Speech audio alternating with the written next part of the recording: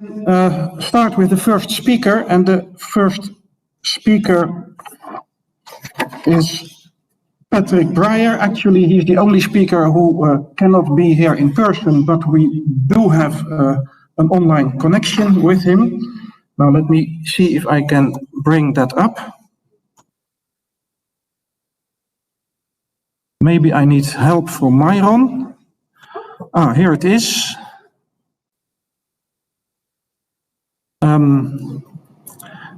Maybe we can make this full screen. Yes. Good morning, Patrick.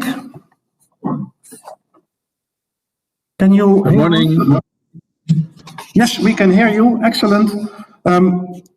Patrick Breyer is a member of the European Parliament, and he represents the Pirate Party. And he is working on issues including indiscriminate messaging, chat control, European digital identity, European space for health data, and privacy in electronic communications, e-privacy. So we're very happy to have you here to speak on AI-based surveillance. Is Europe turning into a high-tech surveillance state? The floor is yours. Thank you very much for having me and, in fact, for organizing this important conference. I've chosen the title AI-based surveillance. Is Europe turning into a high-tech surveillance state? Because we have technologies in our hands nowadays that would make it possible technologically to do so. And we can see in China how it can play out. We can see in Russia to what extent they are going. Authoritarian regimes love what they call AI, which is really machine learning. And let's run through the ways in which it poses risks to our society. But I'll also go into the effectiveness of these kinds of surveillance. And what we've discussed most recently in the European Parliament was the AI Act, which was supposed to make sure that artificial intelligence is used in line with our values and rights. But in fact, in my opinion, it is a failure when it comes to the use of AI by the government, because it is lenient. It doesn't prohibit any of the dystopian technologies that we can think of, except for things like social scoring, for which there are no plans to deploy them in Europe anyway. So one of the technologies that are not excluded is face surveillance, what they call remote biometric identification, but I think it's better called face surveillance. As you know, the idea is to identify suspects of certain crimes, or else, potential terrorists and people endangering public security. First question is, does it work? I haven't heard of any terrorists being apprehended in countries where it's being used.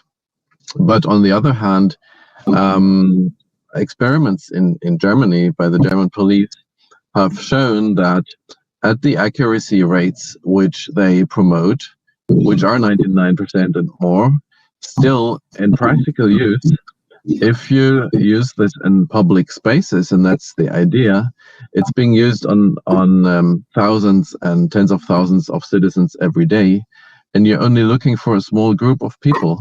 So statistically, you can say that at the error rates that they encounter in practice, 99 out of 100 hits would be false positives. And that indeed means not only that police capacity is being wasted because they need to follow up on the false leads all the time, but also that there is a high risk of innocent citizens being apprehended and maybe even arrested for crimes they didn't commit because they just look similar. And we've seen cases in the justice system where people were convicted and only years later did it turn out it was somebody else.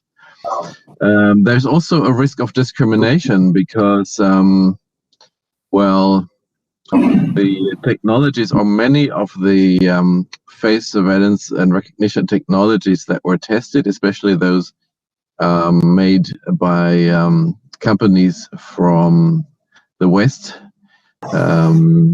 they have been shown to recognize persons of color, but also other minority groups much less well, probably because of the training data set, which was biased. And so there is a high risk of discrimination, and also, of course, following a hit, there is a high risk that the police may react differently if the person that's being reported as a member of a minority group. And so the problem with the AI Act is instead of prohibiting this and keeping Europe free of biometric mass surveillance of our public spaces, it actually sets conditions. And that means that can be used by governments as an instruction manual and actually be used to encourage them to set a signal saying that, you know, this is okay if you use face surveillance in our public space, because we have it's democratically been decided that under these conditions you can do it. And so it actually encourages this technology, which is really dangerous because on the one hand side, it is my conviction that it fundamentally violates our right to privacy, which also exists in public spaces. Where I move, who I'm with, is a private matter and not for the police to be tracked. And on the other hand, it has a chilling effect, of course. If you see these cameras everywhere, and you might have to justify your whereabouts, or even encounter police stop and frisk, then that will change your behavior. And so that's why it's a really historical tragedy that this AI Act was passed with containing an instruction manual for rolling out biometric mass surveillance. And I'm sure it won't be long before this will be used. What they're using already is the so-called exposed biometric surveillance, which is used on a case-by-case basis on video footage and recordings. But I'm afraid they won't be able to resist the real-time face surveillance for very long. We'll see. We'll be vigilant. So far, it's not being routinely used in Europe, to my knowledge, outside of experiments. But that's different for the second kind of AI-based mass surveillance, which I would call behavioral surveillance. And that is something that's being used in France, based on a law in connection with the Olympic Games. For the first time in Europe, we can see legislation authorizing this biometric mass surveillance in public spaces throughout the country. And the idea is to flag suspicious behavior or I don't know, behavior that's of interest to the police, using machine learning.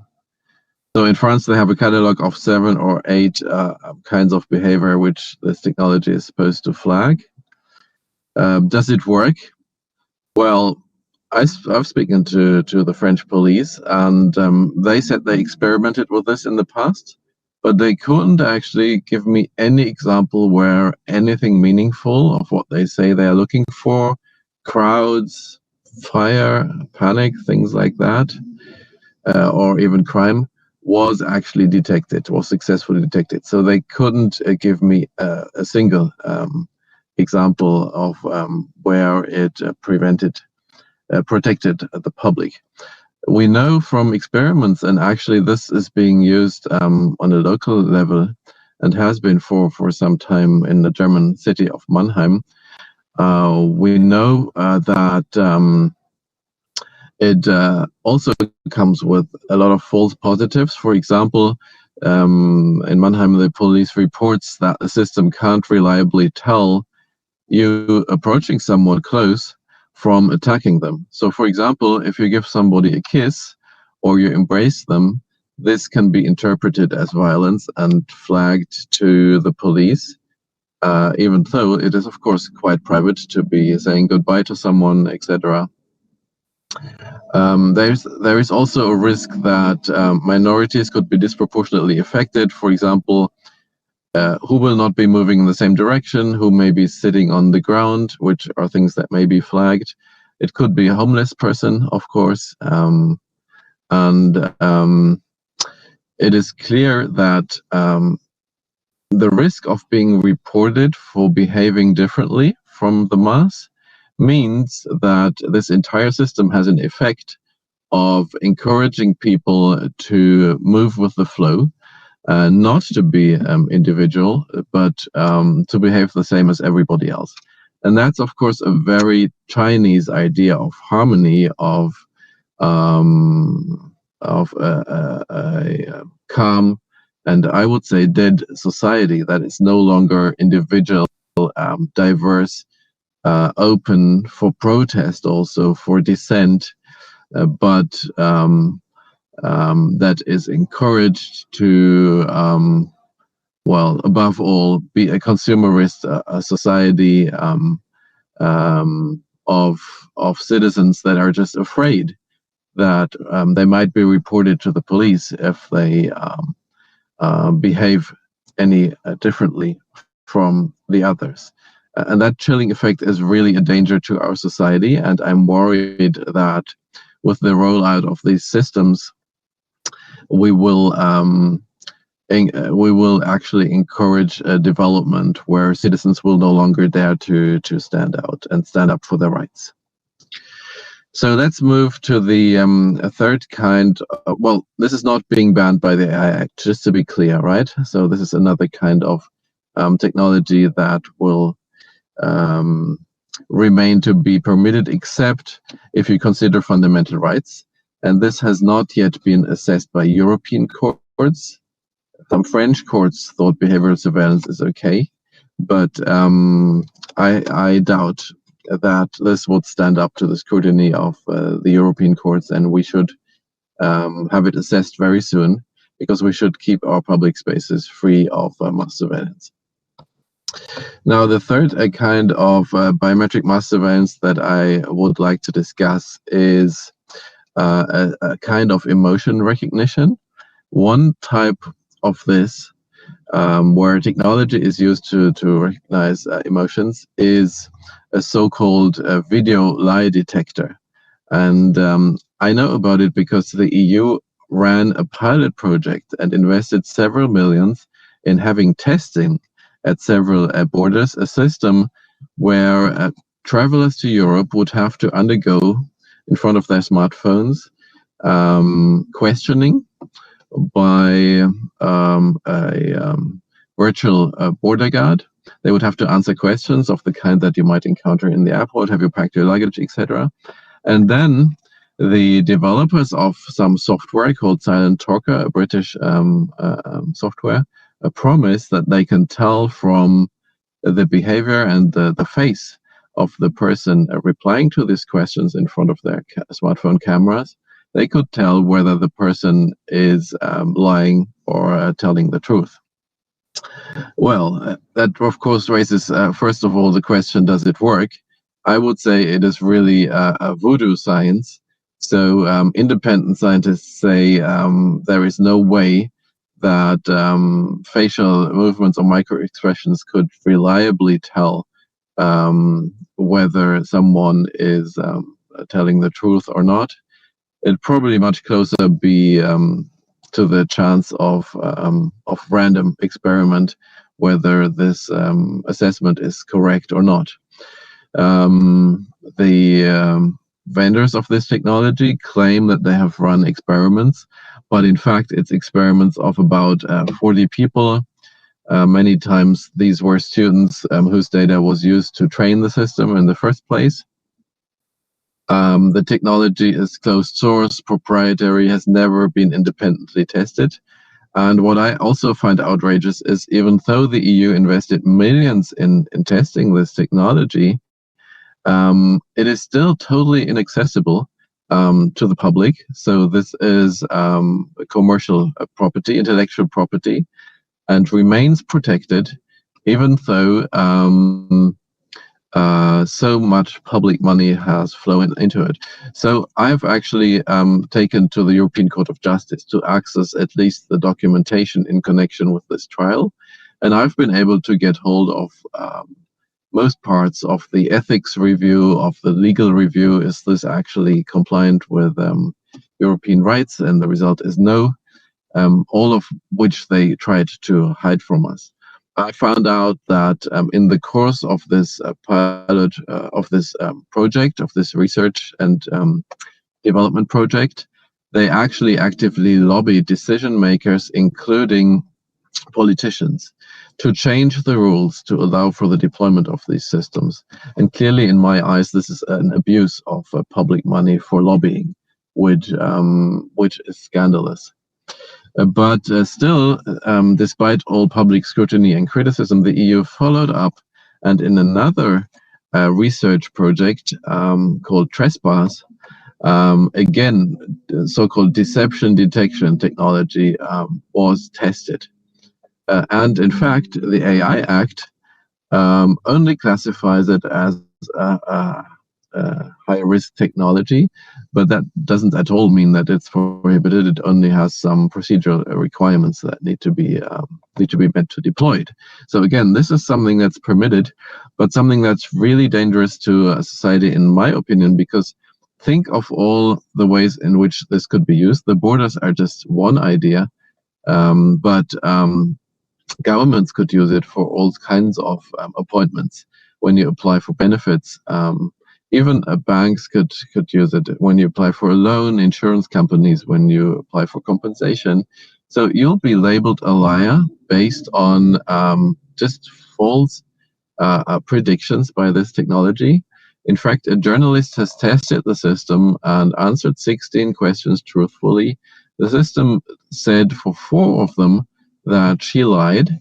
So that's an error rate so scary that you would never want to see this kind of technology being used. But we know that China is using it on the Uyghur minority already. So this is really dystopian tech. And let me go into a last example, which is not about biometrics, but about our communications, about our private messages, photos, videos that we might share with our families and friends.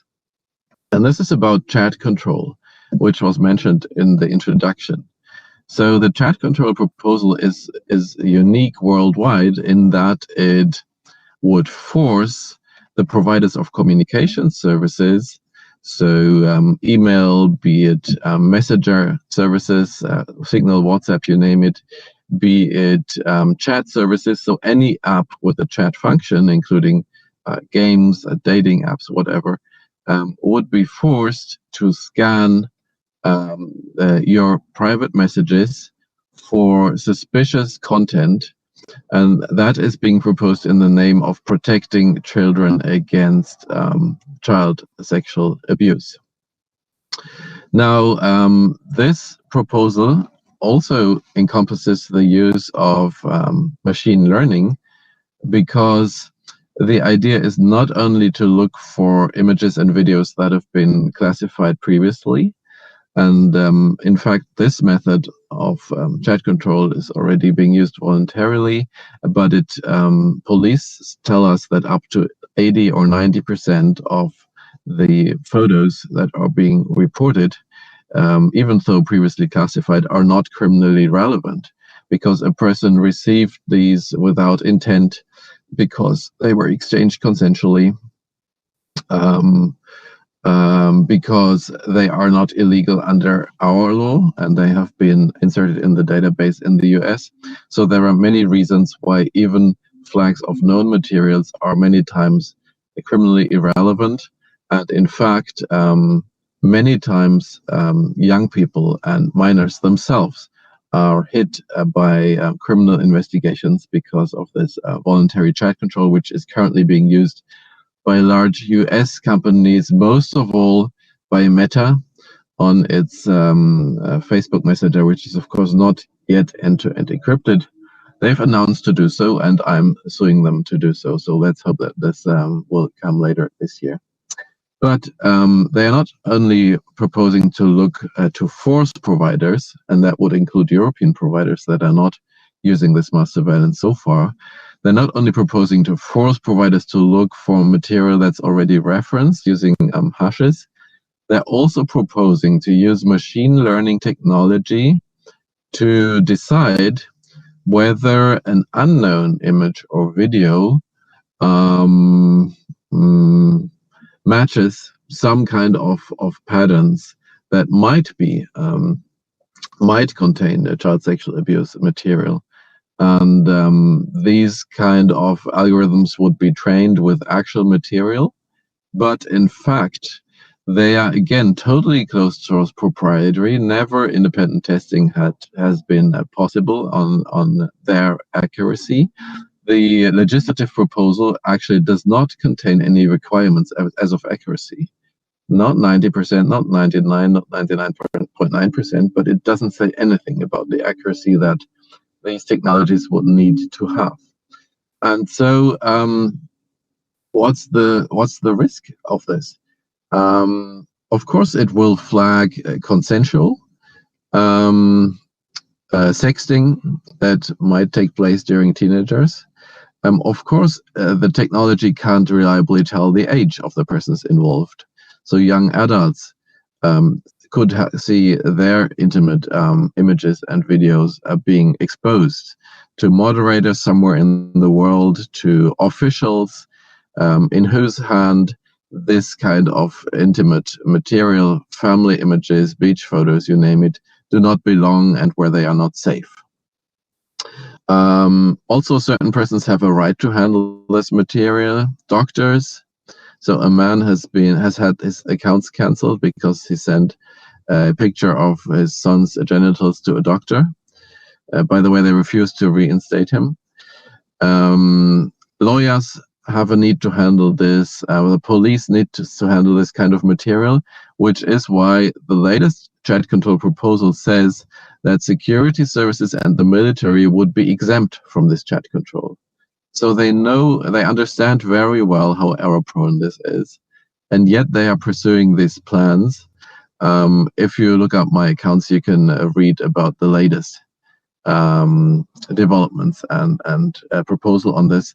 And I think this would destroy the digital privacy of correspondence, and also it would destroy secure end-to-end encryption, because in order to be able to scan, these messenger apps would have to scan on device, so-called client-side scanning. And this would open up our messages for surveillance for all kinds of other purposes. And it also inserts new insecurities into these apps that could be exploited by intelligence services or criminals. So this is a threat to our communication safety and to our privacy, of course. Lawyers, including the Council's own legal service, say this most likely violates fundamental rights and wouldn't stand in court, but governments are still pursuing it regardless. And so my point is that all this technology that I have presented today has the potential for being abused to build a high-tech surveillance state. And remember that in Europe, we have authoritarian governments too, and they are easily tempted to use technology to abuse it for other purposes. Think of Orban criminalizing immigration and considering it as criminal activities. Think of many governments abusing spyware. In the course of the Pegasus scandal, we have investigated that. The 1980s, many governments or intelligence services abused these kind of spyware to spy on journalists, on the opposition, on opposition figures, on lawyers. So this is prone to abuse in Europe too. Don't make a mistake about it. And I think the developments that I have shown, you know, the AI Act not banning these practices, but rather encouraging them, the chat control proposal actively promoting a kind of mass surveillance that is unheard of in the free world, show that we are moving step by step towards it. But on the other hand, to give a message of hope, I don't think it's unstoppable, because if it was unstoppable, they wouldn't be fighting for it so hard. They wouldn't be fighting our opposition to it so hard. And so I think there is a lot we can do about it. In fact, in the European Parliament, where I co-negotiated our position on the chat control proposal, we totally rewrote the proposal. We removed chat control, we protected end-to-end encryption. We instead proposed to require security by design for messaging services and apps, for instance, to ask the user before their profile is made public, to ask the user, do they really want to receive messages or photos from somebody before sharing them, to ask them for confirmation before they send a nudity or phone numbers. So this is the kind of technology that could protect against child grooming and a child sexual abuse or exploitation, and which would be much more effective, to my conviction, than creating a flood of mostly false reports. And so I want to conclude with a message of hope and a message of encouragement, and encouraging you that a vibrant civil society, and we've seen that in the case of biometric mass surveillance, we've seen a campaign, we've seen a European Citizens Initiative, and in the case of chat control, we've seen protests from throughout civil society, science, industry even, that this can make a difference. And so keep up fighting for our rights, for our privacy, and for our civil liberties, because they are worth defending.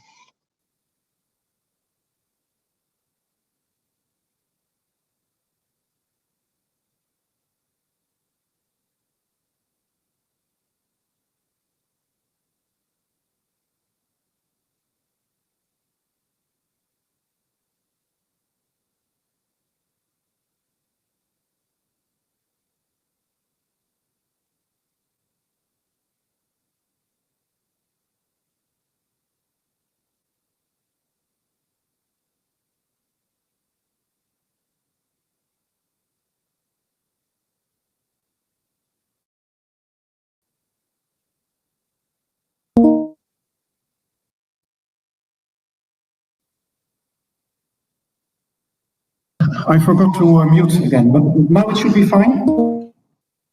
So, thank you, Patrick, for your insight and your message of hope. And halfway during your talk, I got the idea that you are preaching for the choir. But then I also thought that if you are familiar with what happens in churches, is that what the choir does is singing, and actually that's not so far away from preaching, from sending out the message in a way that sticks. So thank you for helping us all to sing. We have lots of time for questions. So I'll open the floor for questions, and Myron here has a microphone, and we'll bring that to you if you have a question, and then I will repeat the question so that also the people online can hear. Questions, please. Yes, there's one there.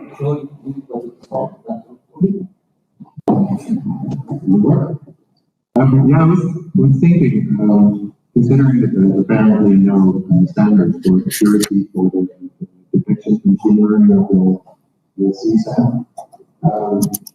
are there any controls to able to remarks that are going on, say, infrastructure? Okay, let me try to repeat that. The question is, there are no standards for accuracy, and the question is, what can be done about that? Maybe that's a bit too short. Yeah, what if you can implement the check that it's okay to hire non-audited machinery and that just all inverter this is that? You just straight up have a wire that send 100% of everyone's messages through the same infrastructure? So one way to solve it is with wiretaps, and then you break security. So are there other ways to solve this? This is more or less your question?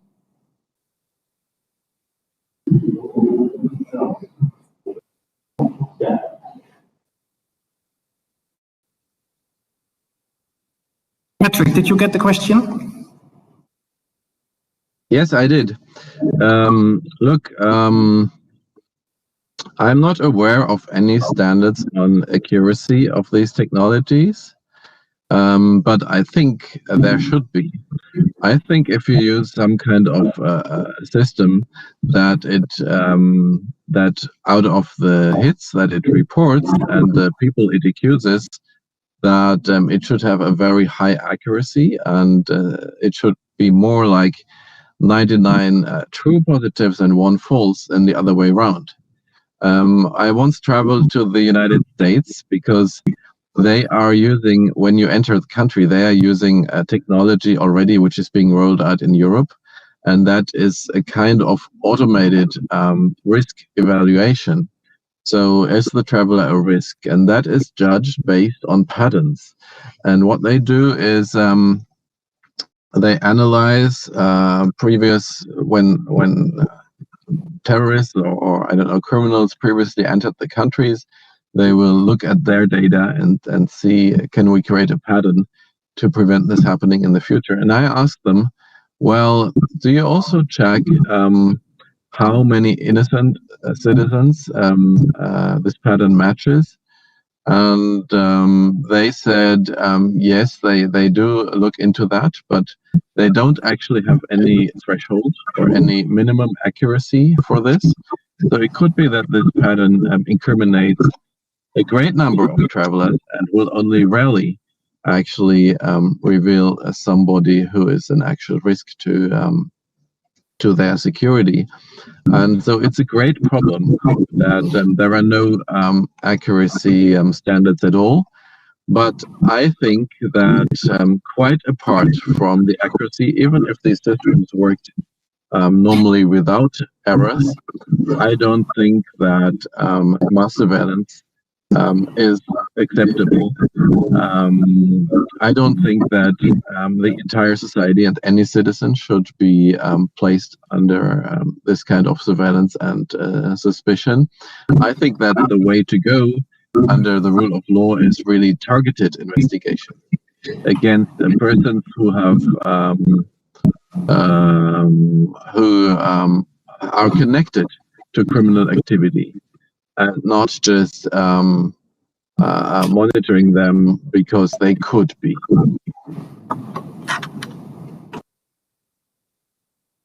Does this answer your question? Yes? Okay, thank you. Question.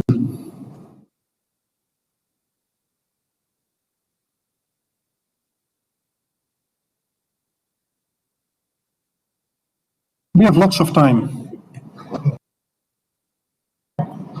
So let's assume I'm a company that creates one of those information market solutions, and when somebody like you, for example, comes and says, well, it doesn't work, and I think we've seen that the default answer is like, yeah, we just need more data, so let's do more of it.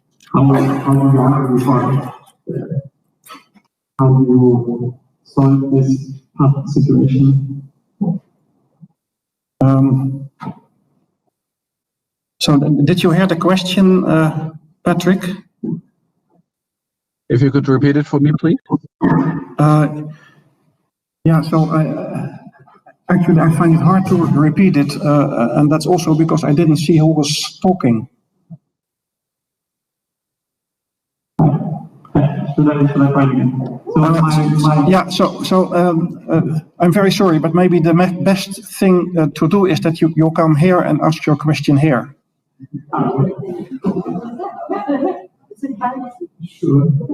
If you don't mind. I don't mind. It's because the microphone doesn't connect to the online connection. So, and it's really very hard for me to grasp the question and then repeat it. Thank you. Okay. Hi. My question is if I'm my question is if I'm a vendor of such software, my default argument will always be, oh yeah, I just need more data. So give me more money, let's do more of this. How do you counter that argument, and how successful is this, also considering maybe the last 10 years where we've seen this over and over again? Thank you. Yes, that's a very good point. You know, with surveillance legislation and methods, they will argue for, say, well, if we use more of this, it'll work even better. If it doesn't work, then they will say, well, we need more of this to make it work. So, indeed, it's a dangerous argument to go into the accuracy rates under which this might be acceptable. I don't think there's any accuracy rate to make mass surveillance acceptable. And that's why we use more principled arguments like chilling effects, etc. But I also don't agree to those who say, let's not discuss the accuracy rates at all, because that's not the point of it. I think it's definitely part of the discussion to explain to the public what does it mean in practice. What could it mean to you if these systems are being used and result in you being reported as an innocent citizen? In fact, in some cases, technologies have been so inaccurate that the police themselves decided to stop using them. So at one point, the United States experimented with something like similar to eye border control, to the video lie detector. They called it differently, but after about 2 years, they stopped using it. And they don't say publicly why that was.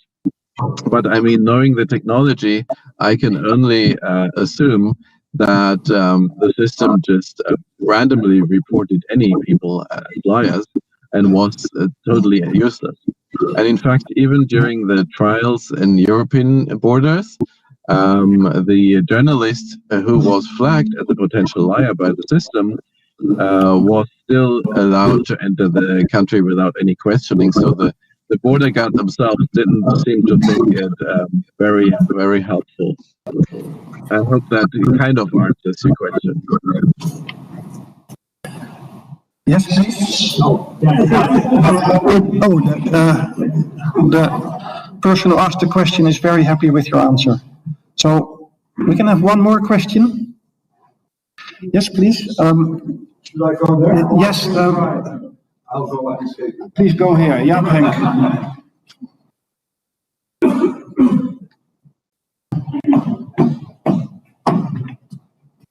Hi. Thanks, Patrick, for your talk. This is Carlo. I was supposed to talk about this similar subject later today, but I think I should reconsider my topic. But let's just see. I have one question for you, which is one aspect that you didn't discuss was the issue of age verification, which is also very important in the context of detecting CSAM because it determines whether something is child pornography or not. Now, there's a question of whether there is suitable technology to do that. From a European perspective, you could argue that the new eID wallet could serve that purpose. Is this one of the applications where the use of the EID wallet is foreseen for future age verification? And in general, what is your view of using the EID wallet as a gatekeeper, a barrier for verifying all kinds of attributes of age for accessing services like messaging or social networks or any other service? Excellent question. You won't be surprised to hear that I'm a fierce opponent of this kind of thinking of age verification. What we've tried to make sure when drawing up the Parliament's alternative version of protecting children online was that all of the security measures that we propose would apply regardless of your age and would work also for adults and children and teenagers alike, that they would empower the user and place them in a situation of control rather than controlling them and determining what they can do and what they can't. When it comes to the idea of age verification, I think that it comes with the great risk that you will no longer be able to use the internet, digital services, and communication services anonymously, because for most methods of age verification that are currently being used, you will either have to present your face or your ID. And no matter what they promise, I think it is very likely that you will leave traces of this age verification process that will, at least for law enforcement authorities, allow to trace your identity. And that means that that affects whistleblowers, for instance, who would no longer be able to communicate anonymously if communication services were required to verify the age. And that's also part of the chat control proposal, requiring all communication services to verify your age. So that's a threat to the right to anonymity, which keeps us safe online, protects us against stalking, against data theft, identity theft, etc. And that's why it's really dangerous. And on the other hand, if there was really a method that was anonymous to use, zero knowledge proof, etc., what's being discussed, it would just be so easy to hand over the token, to hand over the account details, to hand over the device to children and teenagers. So if it's really privacy friendly, it will no longer meet the purpose because it can be circumvented so easily. And that's why I think that online safety is a challenge that cannot be solved technologically. I'm sure they would want to use the EID for this purpose, but it comes with all of the risks that I have named, and many more, which is why I have opposed the final draft of it. But it's certainly not the solution to these issues. In fact, we have commissioned a poll where more than 8,000 teenagers throughout Europe were asked, a representative poll, and the majority said if any kind of age verification were imposed, they would find an adult to register their services or their devices. So they would be able to easily circumvent it. And I think we just need to live with the fact that our teenagers have access to material which is not suitable to them. I don't think we can technologically prevent them from this. It's actually a matter of education. We need them to learn how to safely and securely deal with the availability of this kind of stuff. It's a matter of educating them, which I think also makes sense, because otherwise, the day you turn 18, all of a sudden you would be confronted with all of this stuff and totally dive into it. And this is much more unhealthy than having a process of learning how to responsibly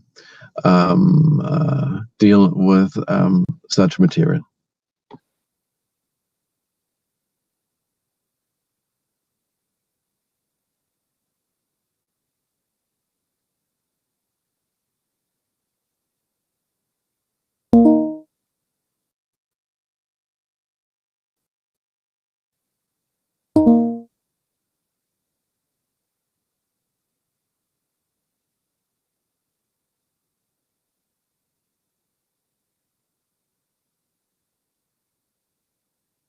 Okay, we also have to do all this switching. So thanks again, Patrick, for your message of concern and hope, and keep up the good work. And I'll ask the audience now to also give thanks to Patrick loud enough so that he can hear it through this microphone.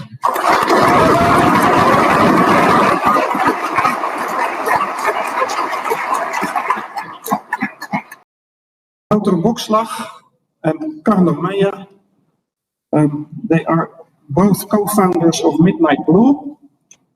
And actually, this is going to be a very different talk from the previous one. I think this is really going to be a cryptanalysis, right? Yeah. Braking systems, fun. So, well, let's just leave it at that and give the floor to you. All right, thank you very much. Welcome everyone to our talk, our Cops for Broadcasting, Breaking TETRA After Decades in the Shadows. We're very excited here to be able to present this after more than a year and a half of disclosure embargo. My name is Carlo Meijer, together with Wouter Bokslag and Wouter, who unfortunately couldn't make it today, before Midnight Blue, a specialist security consultancy firm in the high-end spectrum, based in the Netherlands. We focus on embedded research and critical infrastructure mainly. In the past, we found vulnerabilities in everything from the car immobilizers, the BlackBerry QNX system, and Meijer Classic, for example, just to name a few. So let's cut to the chase. What is TETRA? TETRA is a globally used radio technology that competes with the likes of P25 and DMR or TETRA-POL. It was standardized in 1995 by the European Standardization Organization ETSI, which is also known for GSM, 3G, 4G, and 5G, and GMR, and so on. TETRA is used for conventional voice communication in handheld radios, but also for data communication, and that includes machine-to-machine communication. And the interesting thing is that it relies on secret proprietary cryptography. So TETRA is the most popular radio standard used for police forces around the world, with the exception of the US and France. It's used by national and regional police forces in Germany, UK, Scandinavia, Eastern Europe, but also South America and Asia. Now be aware that this map is only showing you what we could confirm through open source intelligence. There may be more out there. Besides police, it's also used by military and intelligence agencies across the world in different capacities. And on top of that, TETRA is also widely used in critical infrastructure. So you have private security personnel at airports, harbors, and train stations. They use it mainly for voice communication, but it's also deployed in wide area radio links and SCADA systems to carry telecontrol traffic, for example, for electric grids, oil and gas pipelines, and radio and railway signaling. So TETRA is an open standard, but not everything about it is open. We prefer to look at it as a public standard with secret cryptography. In the figure on the right, you can see like a typical figure that you can find in the standard. So basically, you have all you have a diagram, and some of the building blocks are just like black boxes. You don't know what they are like, what they're supposed to be, unless you sign an NDA. And obviously we want to publish our research, so we cannot do that. Manufacturers are also required to protect the algorithms against extraction from radios.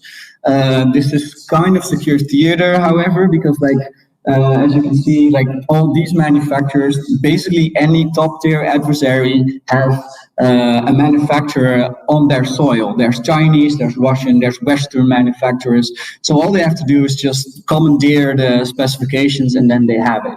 And if that wouldn't work out, then they could just snatch it off or SharePoint over smaller manufacturers. So it's safe to assume that everyone already knows about these primitives, except for the public research community who has to jump through these hoops that we did. Right. TETRA mainly consists of two components, both of which are secret. The TAA1 suite, which is used for authentication, key management, identity encryption, and remote terminaling disabling. And the TEA suite, which is used for voice and data encryption over the air, so TETRA encryption algorithm. TEA consists of 4 different algorithms divided by their target audience. So like TEA1 and TEA4 are readily exportable. And TEA2 is designated for European emergency services like police and military. And TEA3 is intended for the same target audience except for outside of Europe to countries with friendly relations with the EU. Now, why would there be a distinction between algorithms? Your guess is as good as mine, but I have a hunch why this is. Right, so in addition, there's optional end-to-end encryption solutions available. Now, these are only used by some countries in some limited capacity, usually in special cases like special forces. Solution is not part of TETRA standard in itself, but it's a proprietary vendor-specific solution added on top of the air interface encryption. It's typically very expensive, it's opaque, and its implementation is typically found in SIM cards or ASICs. So this is outside the scope of our research. So with this in mind, let's talk about the ReTETRA project that we undertook. We all know about Kerckhoffs's principle, right? A crypto system should be secure, even if everything about the system is public knowledge, except for the key, of course. So no security through obscurity. Violating this principle doesn't usually fare well. There's plenty of examples of proprietary cryptography in GSM, GMR, GPRS, DECT, and various RFID systems, and all turn out to be either flawed or intentionally backdoored. So why would TETRA be any different? Now, Etsy has a different opinion on this. So in an interview with Kim Zedder, like the Brian Murgatroyd, the chairman, the technical committee of the TETRA Etsy committee, he said he considers security also a way of maintaining security. Right. So we obviously disagree with this, and we approached the ANELNet Foundation, which is a foundation that provides funding open source projects and research like this, so that we can open up TETRA for public review. So yeah, ANELNet is a non-profit foundation that funds projects like this in an attempt with the goal of promoting open standards. So we needed to get these algorithms out without signing an NDA, and the best way to do so would be extract them from the radio. In order to do that, we first analyzed the landscape of available radios, and we ended up with the Motorola MTM 5400, and we just bought it off eBay secondhand. Then we analyzed the firmware, we identified where the ciphers could be. Obviously, they're protected from extraction. And then we developed a bunch of reverse engineering tools, and we had to find multiple 0 days in order to extract the ciphers from the radio, and then we analyzed them, found some flaws, and validated them through a proof of concept. So this is the trajectory.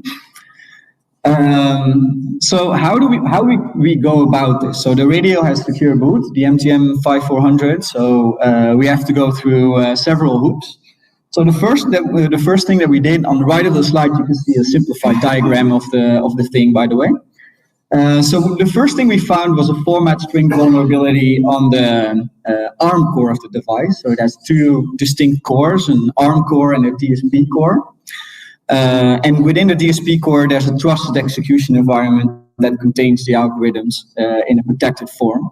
So the first thing we did was we exploited a bug on the rear port that you can communicate through, and we got code execution on the ARM core. Then we pivoted to the DSP through shared memory, and then we were stuck there for a while because we had to get access to the trusted execution environment, and eventually we succeeded in that by mounting a cache timing side channel attack. I'd love to delve into details. I won't for today because we only have 40 minutes. If you like this kind of research, I highly recommend our CC camp talk from last year. It had all the nitty-gritty details. So now that we have extracted these algorithms, let's take a look at them and let's see if there's anything interesting to find. So the TA1 suite, which is used for authentication and over-the-air rekeying, has protocols specified in the standards, but it's primitives. And we recovered the primitives, and it turns out that this is a typical thing that you can find in the standard. Everything that's TA typically has something to do with a hurdle block cipher, which is just the name of the block cipher. And TB doesn't have anything to do with cryptography. It's just basic combiners, adders, XOR, stuff like that. Very simple. Some of the blocks turned out to be identical once we found their actual implementation, or very related, which will be relevant soon. So what happens during the authentication is that the infrastructure takes a long-term secret key, which is shared with the radio, and it combines it with a random seed RS, resulting in KS, as you can see on the slide. The infrastructure authenticates the radio and the radio to the infrastructure by taking the KS values and combining them with random number rand1 and rand2 in a challenge response fashion. And the result of this is the shared session key TCK. Right. Now that we know the implementation of these primitives, we found that we can actually simplify the scheme. And results, like on the right side, we have the same thing as before, except that it's now rewritten in terms that we find on the left side. It turns out that TA21 is actually the same as TA11, except for its input RS is in reverse byte order. And TA12 is actually identical to TA22, and TB4 is just a bitwise XOR. So what we can do with this, suppose that we're impersonating the infrastructure with a rogue base station, and we tell the radio that, hey, this is our RS, and it's a palindrome, so in backwards order, it's the same thing. That makes these primitives become the same. Then suppose that we can predict the random number that the radio will emit. That's a typical random quality on embedded devices isn't great, to say the least. Our radio was vulnerable to this. And then if we successfully are able to predict this value, we can make the left and the right side of the XOR operator match, which results in an all-zero key. And this allows us to mount a partial man-in-the-middle attack, intercept uplink traffic, and access post-authenticated functionality. So this is already quite nice. On to the next one. Let's take a look at the actual message encryption TETRA uses. We found a protocol level issue that applies to all TETRA networks that use encryption. So regardless of the cipher used, this isn't an attack on the cipher itself, it's how it's being used. And you see a signaling message on the slide, and the contents are encrypted. So the shaded part is encrypted. Now you see that there's a plain text, so-called MAC header, and an encrypted LLC header, and some data that's put there as a body for high-level protocol handlers. And so this encrypted part is just XOR'd with key stream produced by the stream cipher of choice. What's important to realize here is that TETRA messages have no cryptographic authenticity or integrity measures. So there's no guarantee whatsoever. There's checksums on the lower MAC layer, and there's optional checksums within the LLC header, but none of that stuff is cryptographic. So you can just you can just basically manipulate these messages, and as soon as after decryption these messages check out seem to be legit, then it's all good. So the way the keystream generation works is that they are the keystream generator, so the TS cipher, whichever you choose, is fed a combination of a secret key, obviously, and an IV, an initialization vector. And this IV is comprised of frame counters. So, like, let's say network time for the sake of simplicity. And this ensures that every time a key stream is generated, so every time a message is encrypted, the key stream is different for each message. The problem here is that this network time, as soon as radio comes up, how does it know the network time? Well, it gets told by the network what the network time is at that point in time. But obviously, that message is not encrypted. It's not signed. It's basically unauthenticated. So you can just, as an attacker, you can just message and make it reuse key stream that it was using in the past. So this value that you provided to the radio is just taken as face value, and it's sent periodically. So you can just go ahead and send it, and the radio will just take it. So that brings us to another vulnerability. So imagine that an attacker overpowers legitimate infrastructure. It can now alter the perception of time of the radio, and it can wind it backwards or forwards, whatever you like. And the radio will just accept that. And this will work regardless of what TEA cipher is used, and isn't prevented by any sort of authentication or network authentication or whatsoever. So what it would look like is we first passively capture a message that's encrypted at, let's say, time t, just by sitting passively outside of a police office or a military base or whatever you like. And then at a later point in time, we go to another radio that shares keys with the radio that originally emitted the message. It doesn't have to be the same radio, just as long as it shares key material. And we start overpowering the legitimate signal, and we send a spoofed timing message so that it rewinds the time back to the time when the message was sent, so time t.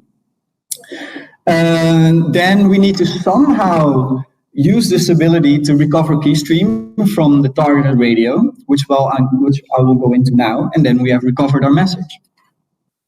In order to do so, let's assume first that we already have, say, n bits of key stream for a given time t, and we construct a message that is exactly n plus 1 bits long. So we still need that last bit of key stream, which we don't know. Then we construct this message so that it expects to be acknowledged, and there's a checksum in there.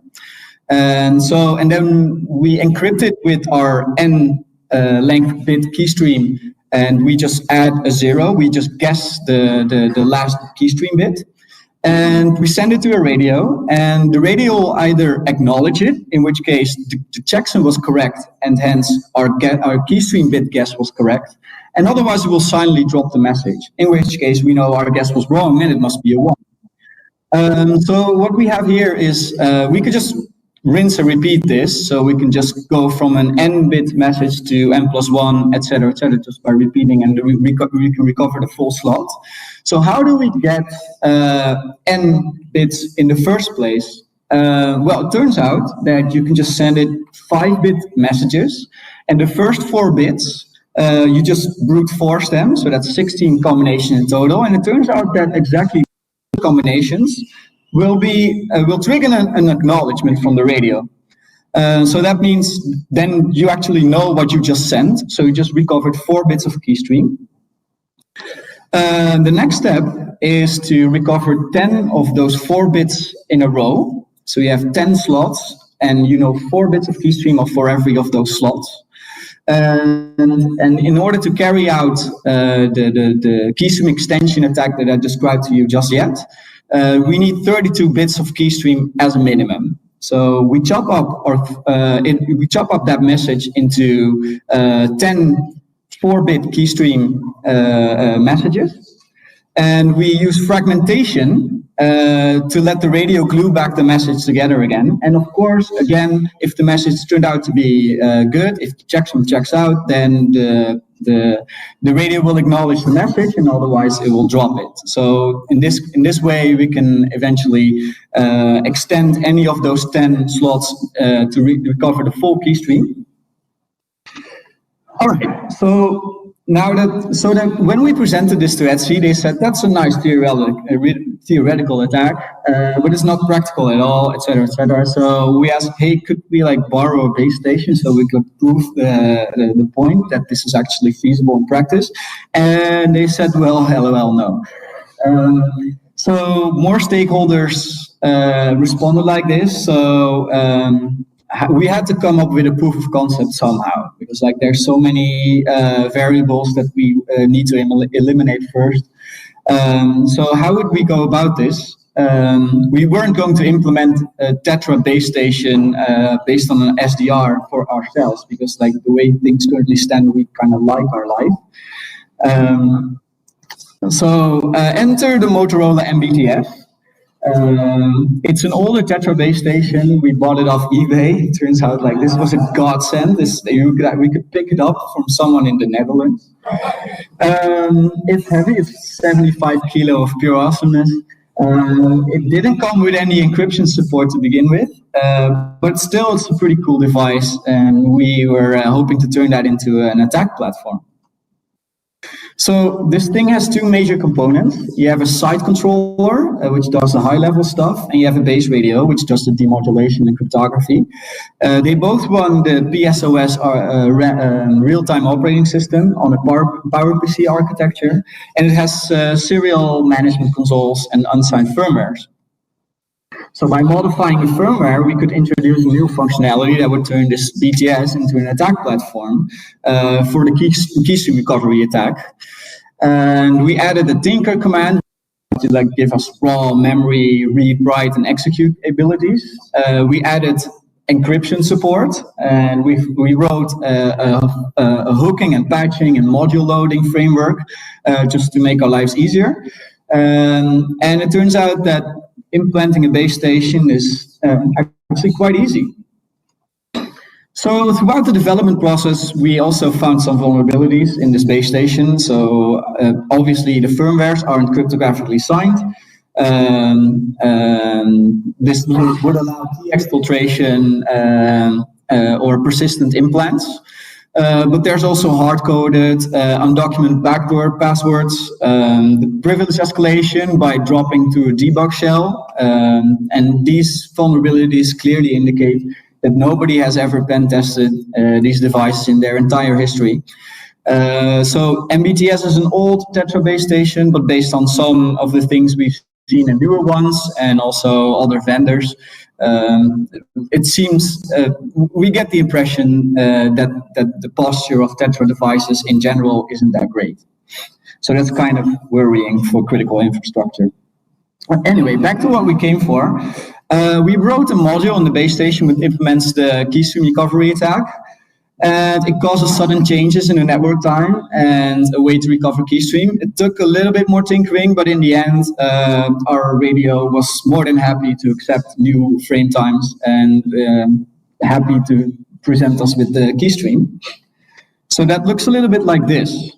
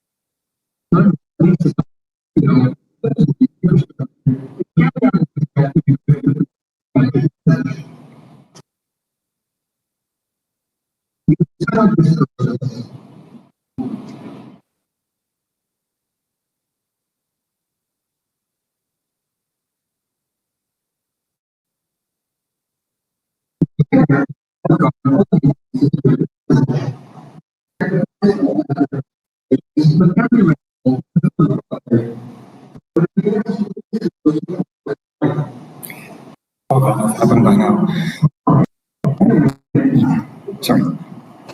Right, so let's move on to identity encryption. TETRA uses these 24-bit numbers that you could compare to a phone number, and instead of sending them over the air in plain text, they apply some encryption to make traffic analysis a bit harder. It's not true anonymity, it's more like pseudonymity because these things don't change between messages, but at least it wasn't the original number. And this is implemented in a primitive called TA61, and it works as follows. It takes an 80-bit network key, the CCK, and it both expands this and compresses it to form a key and an input for the hurdle encryption algorithm. And hurdle then outputs 64 bits, which is denoted here as C, which we call the intermediate secret. And in the left part of the figure, you can see how a plain text identity gets combined with this intermediate secret and transformed with the print function, which is basically a matrix multiplication plus a substitution, into an encrypted identity at the bottom, in a sort of two-round crypto structure. And there is a problem with this because it's vulnerable to a meet-in-the-middle attack. What you can do is obtain 3 pairs of unencrypted identities together with their encrypted equivalents. And there's ways to do this. And then you can, then you can compute forwards from the unencrypted one to point P1 and backwards from the encrypted one to point P2 and do some guessing of key bits. And then in the middle, you can see which value would fit all the observed pairs. And if it fits the 3 pairs, then you know that you have found the proper value for this intermediate secret. You can run that attack in about a minute. It has a complexity of 2 to the 48. And after you have obtained this, you can instantly decrypt identities that go over a TETRA network.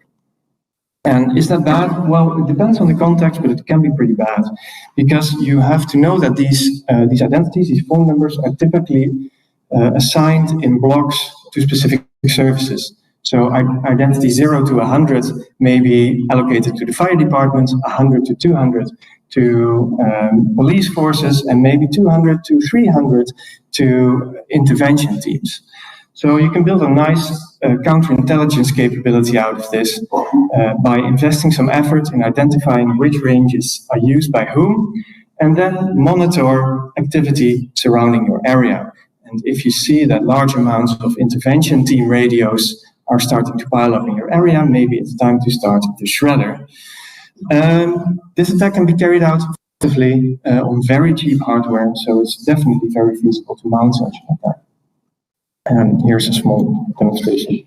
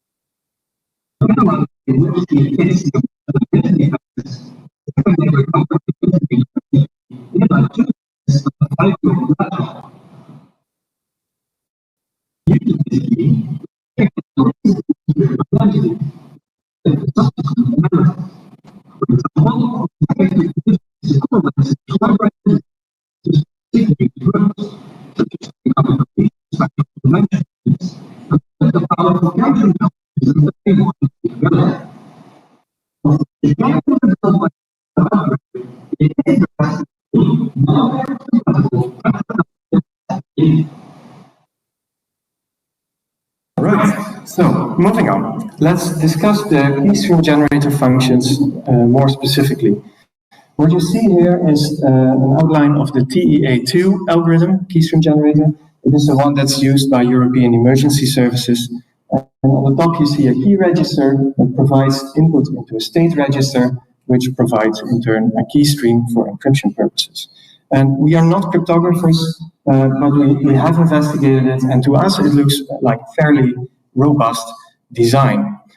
However, once we take a look at TEA1, the one intended for commercial use like critical infrastructure, but also provided to police and military forces of less well-related countries, it gets a whole different story.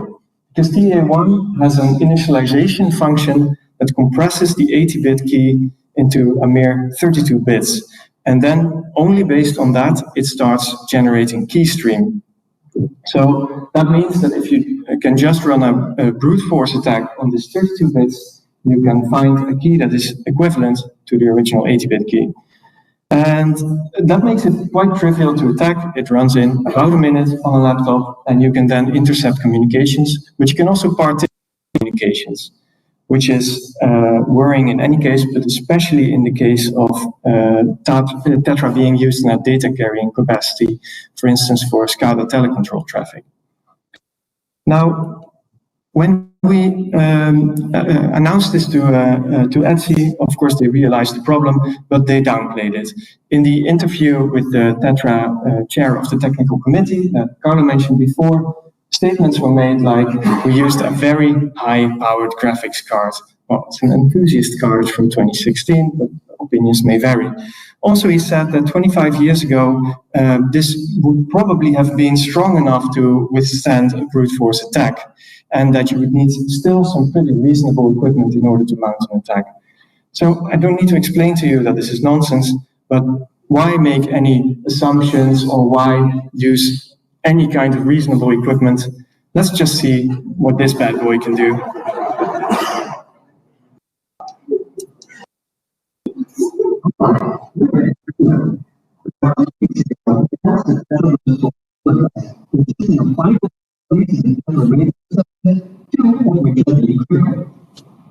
And see, anybody responsible for that has made public statements of the nothing discussion, not going to stay in state, or not going to the back. Number of families on the statements, so in fact, it's one hundred also, that's going to be the second that information is critically that it's not the case. But it helps the beautiful machine released in 1998, but it could also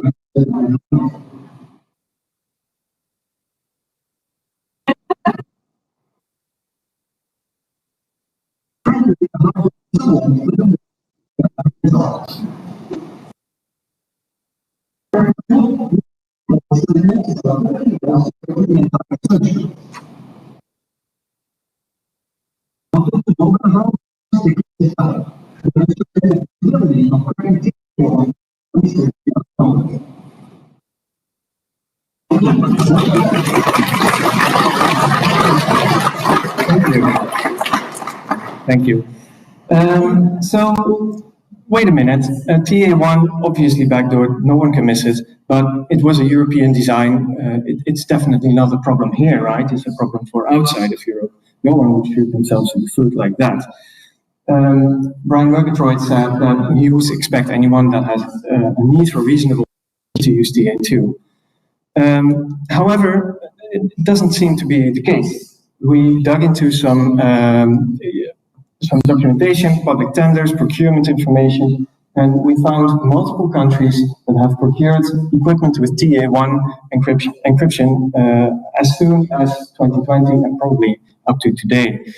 And this shows that when the geopolitical landscape shifts, it can still come back and haunt you if you keep shipping broken, backdoored crypto. Also, we found that the United States has provided their local allies in strategic areas like Iraq, Lebanon, Afghanistan with TA1 equipment, which is odd because usually these would be eligible for the use of TA3. And now, of course, it provides us, the West, with an intelligence capability, but given how obvious this backdoor is and given how long TETRA has been around, it can be expected that anyone who reasonably would like to break this kind of crypto has been in the opportunity to do so by now. Probably even more worrisome is that TA1 is used in critical infrastructure a lot, as they can only use TA1, TA2 and 3 are reserved for emergency services. So what you see here is how SCADA telecontrol center controls substations through SCADA telecontrol over a wireless TETRA link. And these links are protected with TA1 as their only safeguard against people messing with these communications, which obviously has potentially catastrophic implications.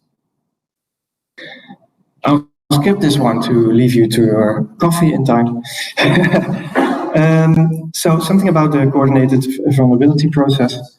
We started working on this in the beginning of 2021, and it took us exactly 4 months to get the algorithms out of the radio, breaking through several layers of security, as Carlo mentioned before. We spent the rest of that year developing proof of concept, better understanding the security of the system, and at the end of 2021, we contacted the Dutch NCSC to help us distribute our findings to stakeholders. And shortly after, in the beginning of 2022, we were in contact with the Dutch police, the ETSI standardization body, the intelligence community, vendors, manufacturers, all kinds of stakeholders. And we spent a year and a half in a coordinated disclosure process. Usually a 6-month period is maintained for this, but due to the sensitivity and some requests from stakeholders, it took a long time. And during that time, mitigations were devised to help in determining what could be the various things. Sometimes patches were possible, sometimes not. For instance, TA1 is obviously just broken, can't fix that without breaking compatibility. And we would like to draw your attention to the misinformation that has been going around ever since. In the first official statement following our publication, ETSI made a statement that TA1 is not a backdoor. Instead, it was very important for them that you know that it was just an intentional weakening of the algorithm. All the other findings were covered under a single sentence in that statement, and that is that the research uncovered some general areas for improvement in the TETRA protocol. And until today, we hear statements from the industry that only the TA1 issue is really relevant. Now, also really bad is that up to the day of today, TETRA is being recommended as a highly secure wireless link for SCADA telecontrol traffic. Knowing that this kind of traffic will be bound to TA1, that's just deeply irresponsible. We contacted a lot of stakeholders and system integrators and manufacturers, and in general, the response was crickets, just nothing, silence, usually not even a reply, no public statement, and we know for a fact that some of them didn't even bother to inform their own clients. Others just echo the statements by ETSI downplaying our results. Words like hypothetical and lab conditions were frequently heard, and that made our job quite tiresome indeed. And what's interesting is that these parties at the same time do perform risk assessment for their clients regarding these vulnerabilities, while obviously they miss the mark on properly understanding some of these things.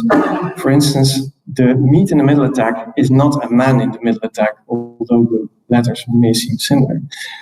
And they give bad advice. They say things like, TA1 will be fixed with a patch. You cannot do that, it's broken. And they say message injection in your network is not a problem because you have authentication.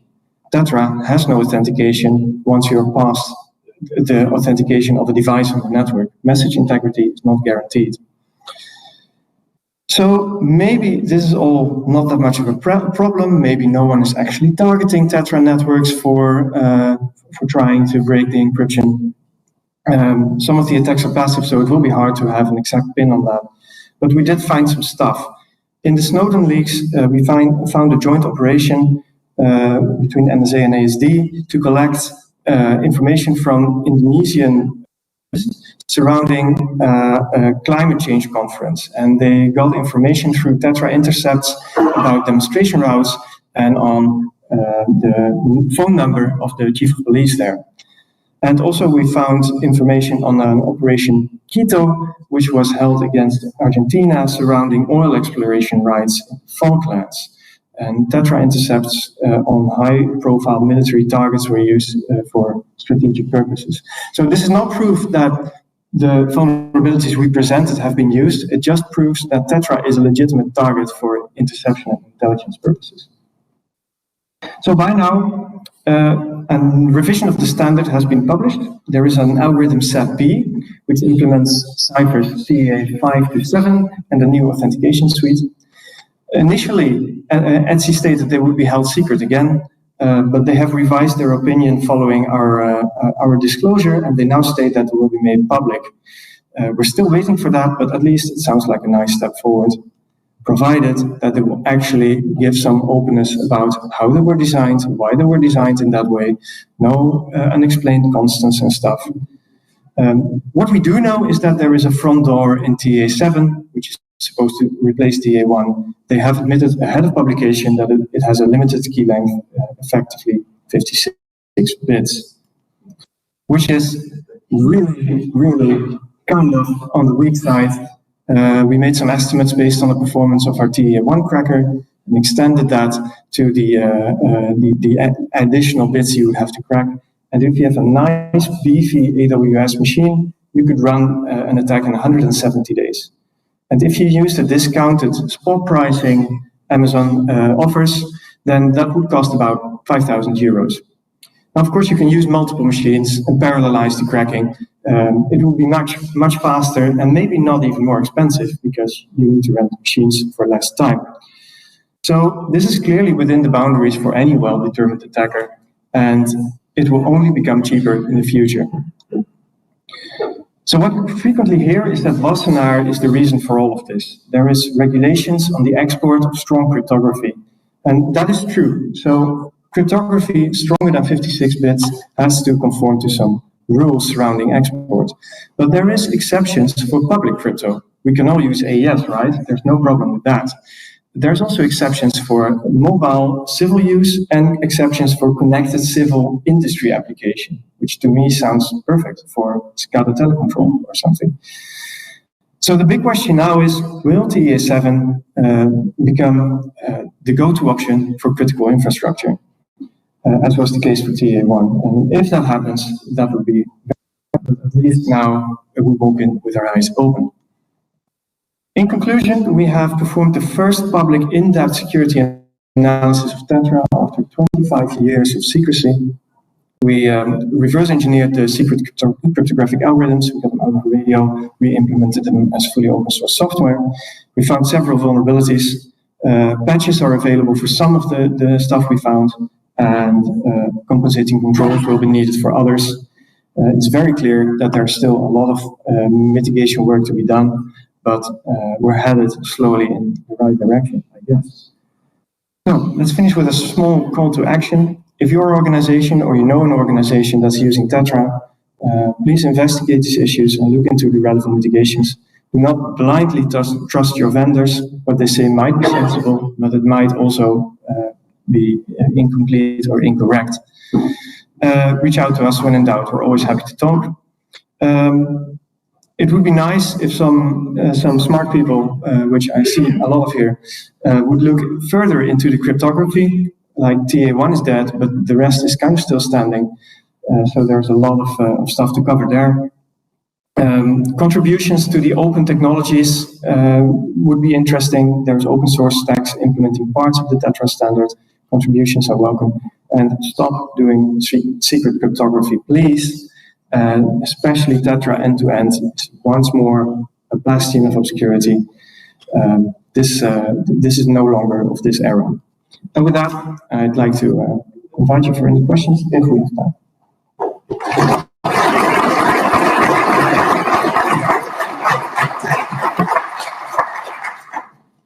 Thank you, guys. Great work. I'm afraid we don't have time for questions here, but we'll be around at the coffee break, right? So please approach these guys with all your questions and offers for help. Maybe you have a Windows 95 machine lying around idle. They can use it. Thanks again. It's time for the coffee break.